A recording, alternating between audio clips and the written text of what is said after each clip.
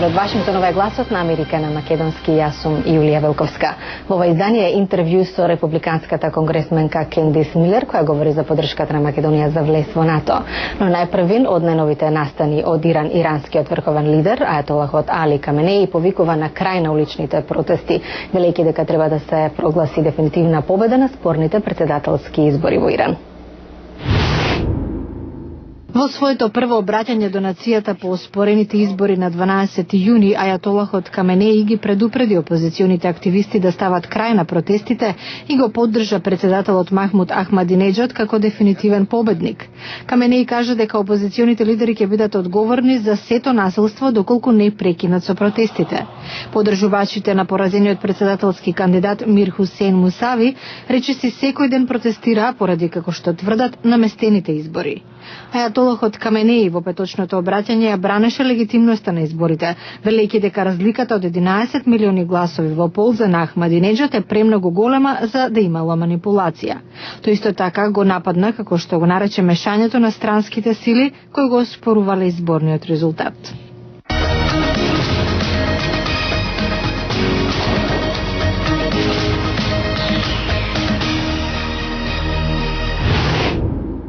Американската армија вели дека ја зголемила ракетната безбедност околу Хаваите по извештаите дека Северна Кореја може да лансира проектил во правец на оваа американска сојузна држава. Американскиот секретар за одбрана Роберт Гейтс соопшти дека САД презеле чекори за заштита на Хавајските острови.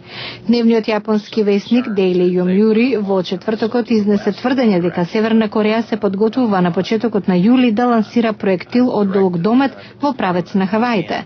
Весникот наведува дека Министерството за одбрана на Јапонија веруваат дека проектилот типот Таеподонг 2 или негова усовршена верзија на 30 мај бил префрлен од постројка во близина на Пјонкјанг на лансирно место во северозападниот дел на Тонгчангри. Важно е Македонија да стане дел од НАТО, ги исполнува сите критериуми и да биде отфрлена само врз основа на прашањето за името е најбесмисленото нешто што сум го видела. Ова во интервјуто за Гласот на Америка го изјави републиканската конгресменка Кендис Милер. Со неја разговараше Ведран Андоновски. Што ви значи наградата? Ми беше големо задоволство да ја примам наградата. Во мојата изборна единица, Југоисточен Мичиган, сметаме дека го имаме најголемото македонско население во земјата. Сметаме дека тамошната македонска православна црква, Пресвета Богородица, е најголемата црква од тој вид. Едно од нештата што го научив од македонската заедница во мојата област е нивната љубов кон заедницата, љубов кон семејството и како силната заедница и силното семејство градат слободи што сите ние ги бараме. Тоа навистина е заедничката цел што ја споделуваме, што верувам дека САД со Република Македонија ја споделуваат, а тоа е целта на слобода за секое човечко суштество. Во писмо до државната секретарка Клинтон заедно со група конгресмени ја повикувате да ги приближи двете земји за решавање на проблемот со името. Реално гледано, што може да стори американската влада надвор од она што досега го има направено за да се најде решение? Мислам дека Соединетите американски држави имаат значителен лост во се во ова. Мушне е важно секретарката Клинтон да ги приближи двете земји. Посекако, кога станува збор за НАТО, мушне е важно Македонија да стане членка на НАТО, ги исполнува сите критериуми и да биде отфрлена само врз основа на прашањето за името, тоа, искрено кажано, е најбесмисленото нешто што воопшто сум го видела. Не знам за некој друг таков пример во историјата, особено не во историјата на НАТО. Треба да го надминеме тоа. Што пак треба Македонија да направи со цел поскоро да стане членка на НАТО?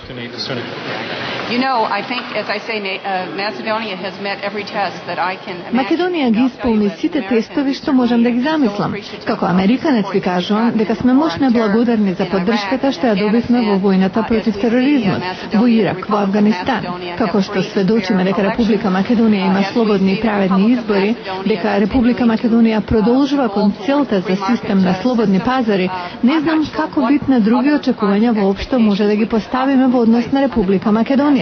Што поскоро стане членка на НАТО, тоа подобро.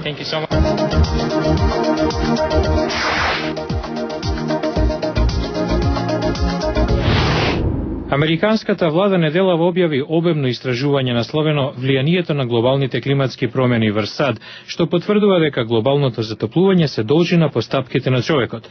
Поборниците за животната средина го поздравија, но конзервативците на извештајот гледаат како на политички потек на владата на председателот Обама. Владиниот извештај предвидува се почести и интензивни топлотни вранови и невремиња. Извештајот го поздрави организациите за заштита на животната средина. Картер Робертс, председател на Светскиот фонд за заштита на дивината, активен во 100 земји, коментира дека сега сите погледи се свртени кон САД. If we can create the right legislative framework to solve climate change, ако создадеме добра легислатива за решавање на климатските промени, тоа ќе создаде основа на нова економија во САД и ќе поттикне иновации. Иако извештајот беше представен како надпартиски, конзервативците во Вашингтон кренаа глас против него. Дейвид Крауцер од фондацијата Heritage наведува дека тој исклучиво е наменет да создаде поддршка за политиката на Обама и актот за чиста енергија и безбедност за кој наредната недела ќе гласа Конгресот. I think it's fairly clear that there is a political component to this. Јасно е дека има политичка компонента. Дали ќе ги смени гласовите за да бидат во полза на регулативата за климатски промени? Мислам не. Крауцер смета дека економската цена на намалување на штетните гасови ќе биде далеку поголема од негативните ефекти од климатските промени, за кои додава дека се природна работа, а не резултат на човековото однесување. Извештајот го изработија 13 владини агенции и неколку универзитети и истражувачки институти и во него се наведуваат последиците доколку не се действува. Джейн Лупченко од Управата за океани и атмосфера вели дека климатските промени се реалност не само на земјините полови, туку и во нашиот двор, и тоа сега. Джери Мелило од Центарот за екосистеми од поморската лабораторија во Вудс Хол, Масачусетс, додава дека поради зголемените морски и океански нивоа, во опасност ќе бидат 6 од првите 10 товарни пристаништа во САД, а особено јужното крајбрежје, што е дом на нафтената и гасна индустрија.